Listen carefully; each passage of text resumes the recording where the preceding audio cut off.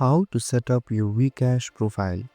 So first open the WeCash app. After opening the app, your home screen should look something like this. Here you'll see many options on your screen. Simply tap on the top left corner of your screen. From here you can set up all the things that you would like. So you can go ahead and tap on the pen icon right here and change your name and tap on submit, and you can do the same thing for your email for payouts as well. So these are some two options that WeCash app provides in order to set up your WeCash profile.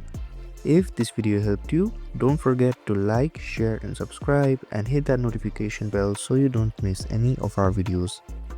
Thank you so much for watching, and I'll see you guys in the next video.